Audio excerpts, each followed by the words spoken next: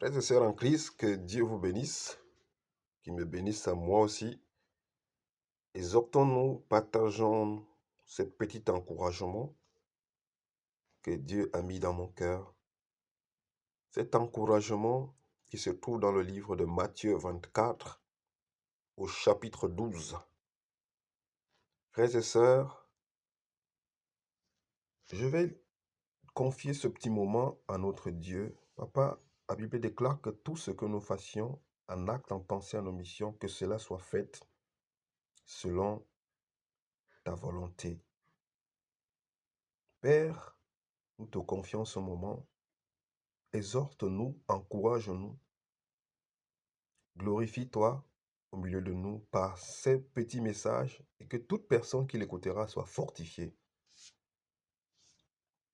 Nous faisons tout pour toi et rien que pour toi, afin que ton nom soit exalté et non pour plaire aux hommes. Frères et sœurs, notre encouragement se trouve dans le livre de Matthieu 24 au chapitre 12, où la Bible nous dit, excusez-moi, à cause de la progression du mal, l'amour du plus grand nombre se refroidira. Frères et sœurs, à cause de la progression du mal, l'amour du plus grand nombre se refroidira. Nous sommes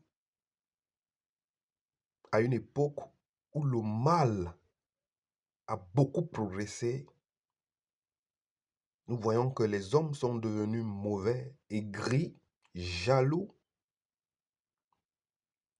ennemis des gens de bien. Des hommes sont devenus méchants, calomniateurs, médisants. Les hommes sont devenus parfois plus pires que les animaux, qui n'ont qu'un instinct. Frères et sœurs, nous voyons que les temps sont devenus si mauvais, les familles qui se déchirent, les amitiés qui se déchirent, les couples qui se déchirent, les parents et les enfants qui se déchirent. C'est difficile aujourd'hui de voir des gens qui s'entendent, qui se comprennent, qui s'acceptent. Voilà un phénomène que l'humanité est en train de subir aujourd'hui, le manque d'amour. La charité, c'est l'amour. Le manque d'amour, nous voyons ici, la parole de Dieu nous dit, à cause de la progression du mal, tellement les gens se sont donnés au mal, tellement les gens sont devenus mauvaises, tellement les gens sont devenus méchants, l'amour du plus grand nombre se refroidit. Mais nous voulons nous attarder ici sur ce mot de refroidissement. Frères et sœurs, l'amour de beaucoup de gens se refroidit. Nous voyons aujourd'hui que même dans nos familles, beaucoup de gens se sont refroidis. Dans nos couples, l'amour s'est refroidi. Au début, l'amour était chaud. On était excité à faire des choses, à plaire à l'autre, à montrer de l'amour, à vouloir combler le vide que l'autre ressentait. On était prêt à manifester notre amour, même s'il fallait se couper les pieds. Mais d'un coup, avec le temps, on tombe dans la complaisance. On tombe dans la suffisance. On tombe dans des habitudes. On ne veut plus montrer à l'autre qu'on est là pour lui. On a même de la peine à regarder l'autre dans les yeux. On a de la peine même à dire merci. On a de la peine à apprécier l'autre quand il pose un acte. On a de la peine même à porter de la tendresse. On a de la peine même à se toucher. On a de la peine à se parler. On a de la peine à se rapprocher. On a de la peine même de vivre pendant des heures dans une même pièce. On a de la peine à partager des moments de rire et de bonheur. Mais il n'y a rien de nouveau sur le soleil. La Bible nous apprend. Quand nous lisons la Bible, demandons à Dieu de nous faire comprendre ce qu'il veut exactement nous dire. Tout ce que j'essaie de citer, ce n'est pas forcément tout. Nous nous rendons compte que c'est un refroidissement. À cause du péché qui progresse, le mal qui progresse, les gens se refroidissent.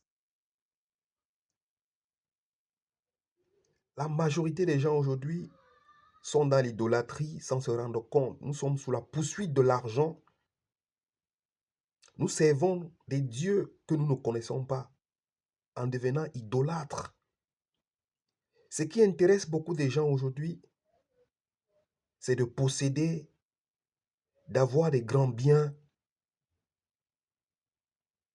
c'est d'avoir des grands postes, c'est d'avoir des belles maisons, des belles voitures. C'est de gagner sa vie comme il se doit, mais des vraies valeurs, des vraies choses, nous passons complètement à côté. Frères et sœurs, beaucoup de gens se sont refroidis. Voilà l'une des causes, je dis bien, voilà l'une des causes pourquoi il y a beaucoup de divorces, il y a des séparations, parce que beaucoup se sont refroidis dans leur amour. Beaucoup sont devenus froids.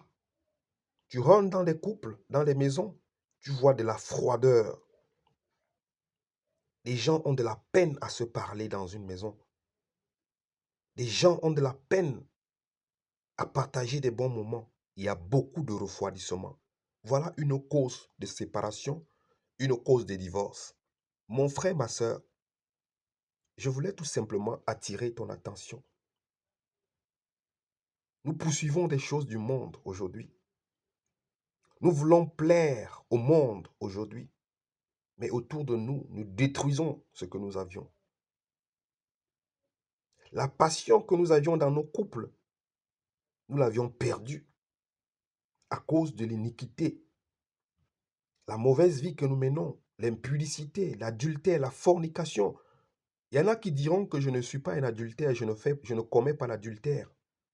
Mes frères et sœurs, tu commets parfois l'adultère sans te rendre compte. Des images pornographiques. En regardant les femmes sur Facebook, sur Internet, en regardant les films porno, en regardant des images sexy, tu commets l'adultère sans te rendre compte. Parce qu'à partir du moment où tu regardes et que tu commences à te faire des idées, tu es déjà dans l'adultère. C'est ce que la Bible dit. Celui qui regarde une femme et la convoite dans son cœur commet l'adultère. C'est ce que le Seigneur Jésus-Christ nous dit. À partir du moment où tu regardes un film pornographique, une image d'une femme sexy ou un homme sexy, et que tu la convoites dans ton cœur, tu as déjà commis l'adultère. Beaucoup d'entre nous préfèrent aujourd'hui commettre l'adultère en regardant des images pornographiques, en regardant les hommes ou les femmes sexy, en pensant aux hommes qui ne sont pas leurs hommes. Ils préfèrent commettre l'adultère, l'impudicité. Et beaucoup préfèrent aujourd'hui se refroidir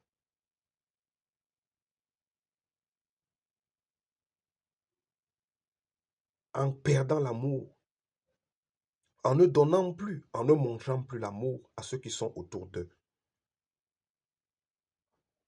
Beaucoup se sont refroidis à cause de la progression du mal. Le mal a tellement progressé. Ces réseaux sociaux qui ont été créés pour la communication sont devenus des réseaux de la fornication, les réseaux de l'impudicité, les réseaux de l'adultère, les réseaux du vol, les réseaux de la calomnie, de la médisance, du congossa, les réseaux qui apportent plutôt de la débauche et qui détruisent les couples. Ces réseaux sont bons, mais méfions-nous. Frères et sœurs, le but de notre message, c'est le refroidissement. Si tu te rends compte que dans ta famille, tu ne sais plus aimer tes frères et sœurs, tu ne sais plus aimer tes cousins, tes cousines, tu ne sais plus partager un moment de sourire, de bonheur entre ton frère et toi, entre ta sœur, entre tes neveux, tes nièces, entre tes cousins, tes cousines, s'il n'y a plus ce moment de tendresse, sache que tu as été touché par un esprit de refroidissement. La Bible dit ici, à cause de la progression du mal, le mal a tellement progressé que l'amour du plus grand nombre s'est refroidi. Si tu te rends compte qu'il y a des distances entre toi, tes frères, tes sœurs, sache que tu as été touché par cet esprit de refroidissement. L'amour que tu avais avant, la fougue que tu avais avant, tu l'as perdu parce que tu as été refroidi par cet esprit qui est dans le refroidissement. Si tu te rends compte, toi qui es un homme ou une femme mariée, que tu n'as plus la même tendresse qu'avant, tu n'as plus les mots de douceur que tu avais avant envers ta femme ou envers ton mari, tu ne regardes plus ton mari ou ta femme dans les yeux, il n'y a plus de petits câlins, tu te lèves le matin, tu ne sais même pas faire bisous à ta femme, tu reviens le soir, tu ne sais pas faire bisous à ta femme, tu ne sais plus dire des choses agréables à ta femme ou à ton mari. Tu ne penses même plus à savoir si ton mari ou ta femme a bien dormi. Tu ne penses plus à savoir si ton mari ou ta femme va bien. Tu ne penses pas à savoir si tes enfants vont bien. Tu ne penses plus à savoir si autour de toi les gens se sentent bien. Tu ne penses plus à savoir si ta famille va bien. Tu n'as plus de nouvelles de personne. Tu ne vis que pour toi-même et pour tes projets.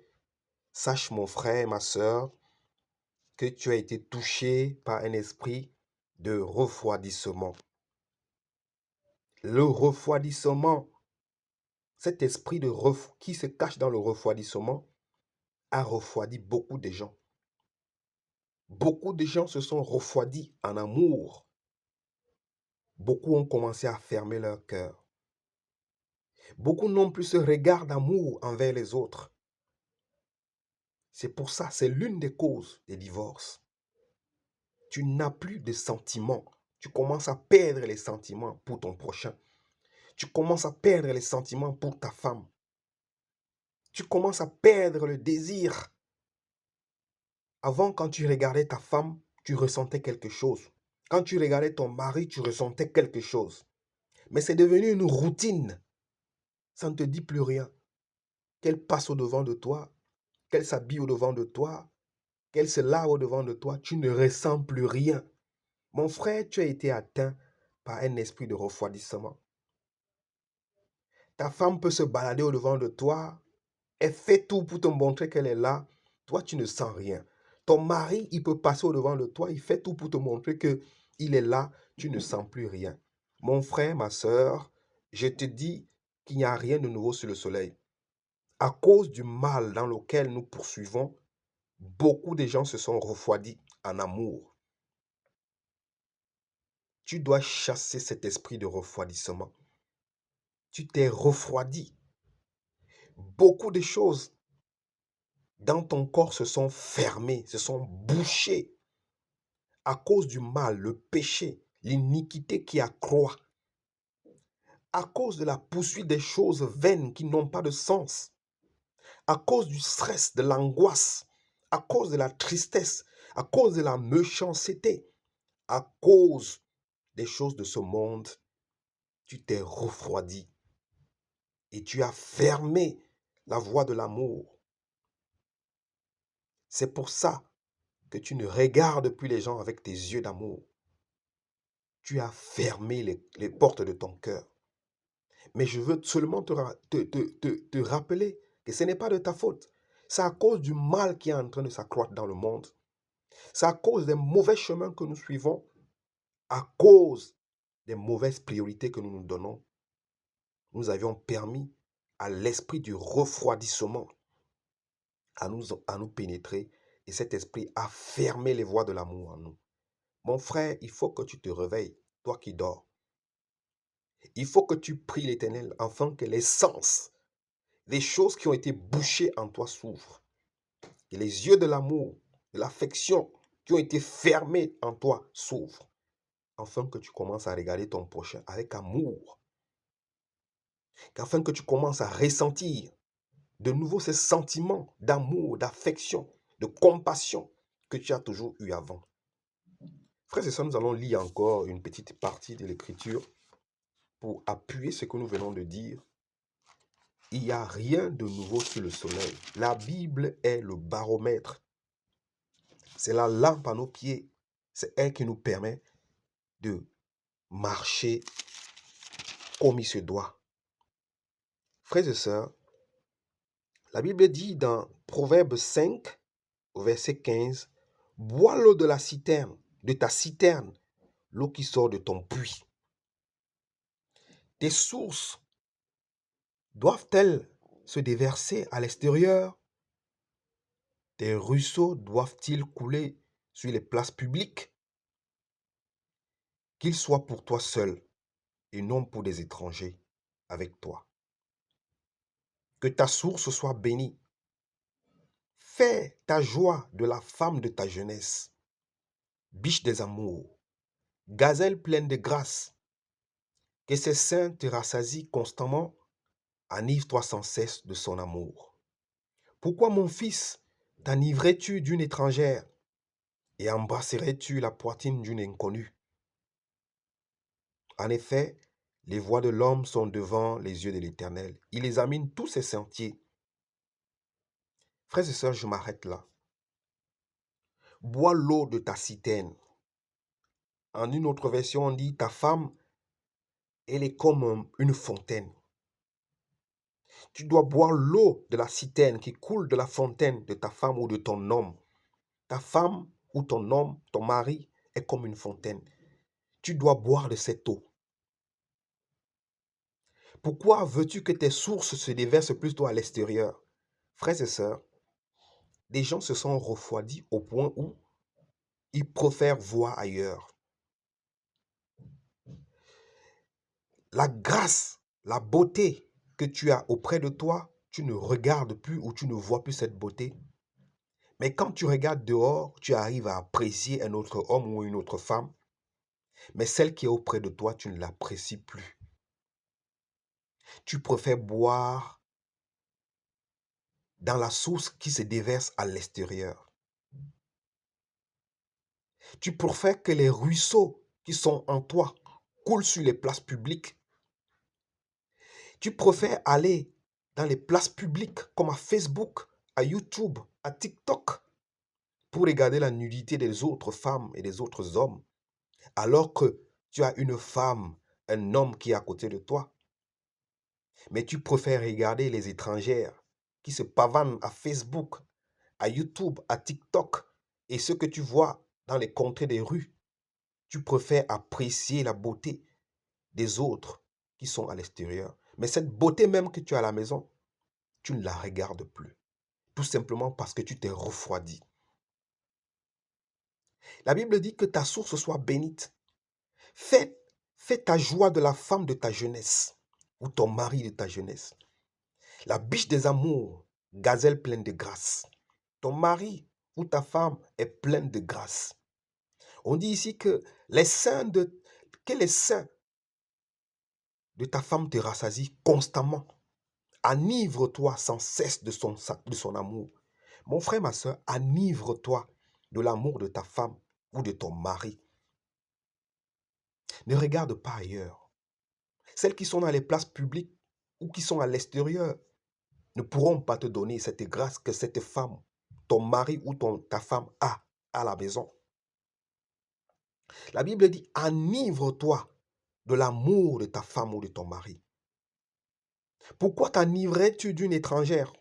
Pourquoi préfères-tu aller t'enivrer sur Facebook, sur YouTube, sur TikTok en regardant les images impudiques, en regardant les images porno, en regardant les films porno, alors que tu as un homme ou une femme à côté de toi? Enivre-toi de ceux-là qui sont à côté de toi. Mon frère, je voulais tout simplement te dire que Dieu te regarde. Toi qui as une source d'eau vive à la maison ou à côté de toi, mais tu préfères aller t'enivrer à l'extérieur. Mon frère, tu t'es tout simplement refroidi. Commence à réchauffer ton cœur. Commence à te réchauffer. Commence à remettre de l'amour en toi. Comment est-ce que tu vas retrouver cet amour? C'est en devenant tendre, en te souciant de ton prochain, qui est ton mari, ta femme, tes enfants, en apportant des petits mots gentils, en ayant de la compassion, en regardant ta femme, en l'appréciant, les désirs que tu avais perdus, l'envie que tu avais perdue, tu vas le retrouver. Il y en a qui ont honte de regarder leur femme dans les yeux. Il y en a qui préfèrent rester dans le noir même avec leur mari et leur femme. Ils ont honte de les regarder dans les yeux. À partir d'aujourd'hui, mon frère, réchauffe-toi. Ramène de l'amour dans ta maison. Ramène de la tendresse, la gaieté, la paix et la joie, afin que tu ne sois pas frappé par cet esprit de refroidissement qui a repris beaucoup de gens aujourd'hui. Et beaucoup se sont refroidis en amour. C'est pour cela que nous voyons, les gens sont devenus durs. Il n'y a plus l'amour. C'est la même chose dans ta famille. Commence à regarder tes frères et sœurs avec un cœur d'amour. Rappelle-toi quand vous étiez plus jeune, vous partagez des moments de bonheur, de joie. Que l'argent ne soit pas le bouclier avec lequel vous marchez. Les choses de ce monde ne doivent pas être le bouclier avec lequel vous marchez. La Bible déclare que nous avions la grâce et la foi. Mais la plus grande et l'amour, les plus grands de ces trois choses, nous avions la foi, l'espérance, la foi et l'amour. Mais la plus grande de ces choses, c'est l'amour. Mon frère,